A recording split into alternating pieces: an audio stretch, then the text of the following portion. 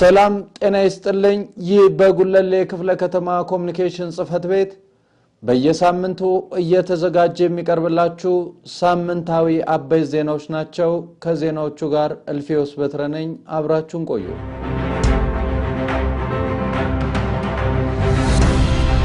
በጉለሌ ክፍለ ከተማ አስተዳደር በወረዳ 8 በፌስታሎጂ ሳይት የተገነባው G+4 ፎቅ የወጣቶችና የሴቶችን ተጠቃሚነት የሚያረጋግጥ የመስሪያ ቦታ ፕሮጀክት ተመረቀ።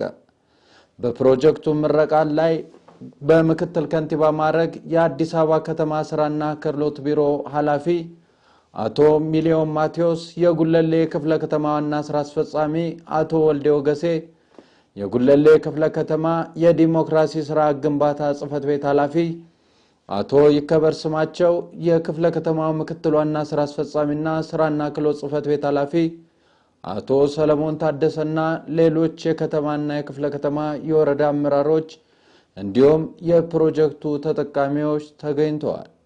በምክትል ከንቲባ ማዕረግ የአዲስ አበባ ከተማ ስራና ክህሎት ቢሮ ኃላፊ አቶ ሚሊዮን ማቴዎስ እንደተናገሩት እንደ ሀገር የተለያዩ እቅዶችን በመንደፍ የዜጎችን ኢኮኖሚያዊና ማህበራዊ ጫናዎችን ለመቀነስ እየተሰራ ነው በማለት በጉለሌ ክፍለ ከተማ በፍትሃዊነት ተለይታችሁ ተጠቃሚ የምትሆኑ ወጣቶችና ሴቶች የምትወስዷቸውን መስሪያ ቦታዎች ለስራ ምቹ ስለሆኑ በመለወጥ ውጤታማ ልትሆኑ ይገባል ሲሉ አሳስበዋል። የጉለሌ ክፍለ ከተማ ዋና ስራ አስፈጻሚ አቶ ወልዴ ወገሴ በበኩላቸው እንደ ሀገር መንግስት ለውጥ አመጣለሁ ብሎ ካስቀመጣቸው አቅጣጫዎች መካከል አንዱና ዋነኛው በስራ ዕድል ፈጠራ ዜጎችን ተጠቃሚ ማድረግ ነው ብለው እንደ ክፍለ ከተማ ራሳቸውን ቀይረው ለሌሎች ተምሳሌት መሆን የሚችሉ ወጣቶችን በፍትሃዊነት ተመልምለው ተጠቃሚ እንዲሆኑ ለማድረግ እየተሰራ ነው ያሉ ሲሆን በዛሬው ዕለትም ለምርቃት የበቃው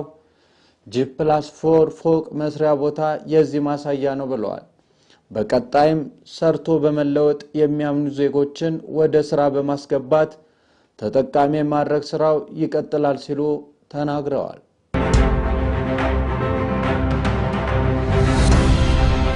በጉለሌ ክፍለ ከተማ ወረዳ 7 በገቸሬ ሳይት ጥበቡ መሳሪያና ጓደኞቹ የህብረት ስራ ማህበር በፈርኒቸር ስራ ተደራጅተው የሚሰሩ ወጣቶች በተፈጠረላቸው የስራ ዕድል ገቢያቸውን በማሳደግ ተጠቃሚ መሆናቸውን ገለጹ። የጥበቡ መሳሪያና ጓደኞቹ የህብረት ስራ ማህበር ዋና ሰብሳቢ የሆኑት አቶ መኩሪያ ዮሴፍ እንደተናገሩት ከዚህ በፊት ስራ ስላልነበራቸው ኢኮኖሚያዊና ማህበራዊ ችግሮች ገጥሟቸው እንደነበር ገልጸው አሁን ላይ መንግስት ባመቻቸላቸው የስራ ዕድል በመሰማራት ተጠቃሚ እንደሆኑ ከራሳቸውም አልፈው ቤተሰቦቻቸው መደገፍ መቻላቸውን ተናግረዋል። አቶ መኩሪያ አክለውም ለቢሮ እና ለቤት የሚሆኑ የእንጨት ምርቶችን በጥራት በማምረት በተመጣጣኝ ዋጋ ለደንበኞች እያቀረቡ እንደሚገኙ ተናግረዋል። ሌላኛው የማህበሩ አባል የሆነው ወጣት ቴዎድሮስ ፈጠነ የተሻሉ ጥራት ያላቸው ምርቶችን በማምረት ለገበያ እያቀረቡ እንደሚገኙ የገለጸ ሲሆን በዚህ ከሚያገኘው ገቢ ራሱንና ቤተሰቦቹን እያስተዳደረ እንደሚገኝ ገልጿል። አቶ ሱባለው ፈጠነ የማህበሩ አባል መሆኑን የገለጸ ሲሆን ተደራጅተው መስራት የገቢ አቅማቸውን እንዲያሳድጉና የኑሮ ደረጃቸውን እንዲያሻሽሉ እንደረዳቸው በመግለጽ መንግስት የፈጠረላቸው ምቹ አጋጣሚ በመጠቀም ስራቸውን በማስፋፋት በስራቸው ለሚገኙ ወጣቶች ስራ ዕድል እንደፈጠረላቸው ተናግረዋል።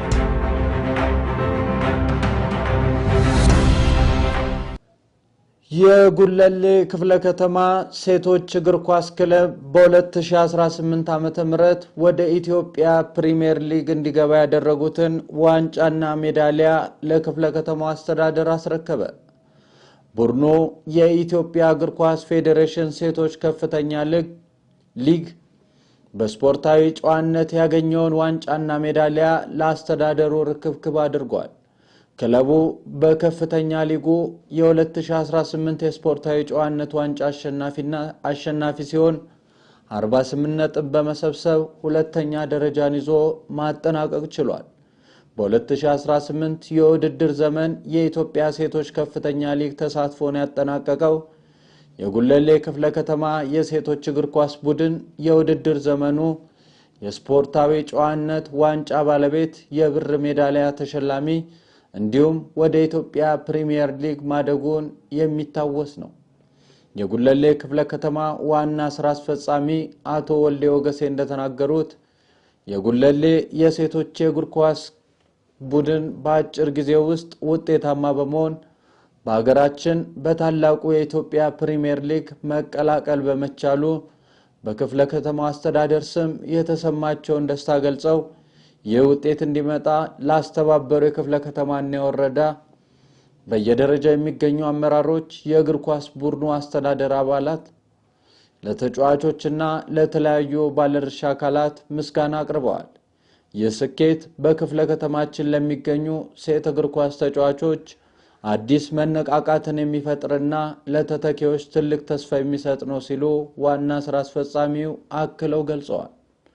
የጉለሌ ክፍለ ከተማ ወጣቶችና ስፖርት ጽሕፈት ቤት ኃላፊ አቶ ሳሙኤል ተክሌ በበኩላቸው በስፖርት ዘርፉ የሴቶችና የወጣቶችን ተሳትፎ ለማሳደግ የማዘወተሪያ ስፍራዎችን ከማዘመን ተተኪ ስፖርተኞችን ለማፍራት የክፍለ ከተማችንን ገጽታ በአገር ደረጃ የሚገነባ ቡድን ለመገንባት በመስራት ውጤት መምጣቱን ገልጸው በ2018 የውድድር ዘመን የኢትዮጵያ ሴቶች ከፍተኛ ሊግ ተሳትፎን በጥሩ ውጤት በማጠናቀቅ ኢትዮጵያ ፕሪሚየር ሊግ ማደግ ችሏል።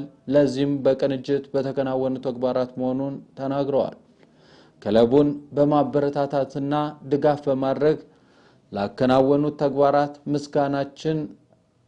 ምስጋናቸውን አቅርበው በቀጣይ በውድድር ዘመን በመልካም ውጤት እንደምንገናኝ እምነታችን ነው ብለዋል። በርክብክብ ስነ ስርዓቱ ላይ የክፍለ ከተማና የወረዳ አመራሮች፣ የእግር ኳስ ክለቡ የቡድን አባላት፣ የስፖርቱ ቤተሰብ በተገኙበት ርክብክብ ተደርጓል። ሳምንታዊ አበይት ዜናዎቻችን ይህንን ይመስሉ ነበር። ለተጨማሪ መረጃ የማህበራዊ ሚዲያ ድረገጾቻችንን ይከታተሉን። መልካም ሳምንት።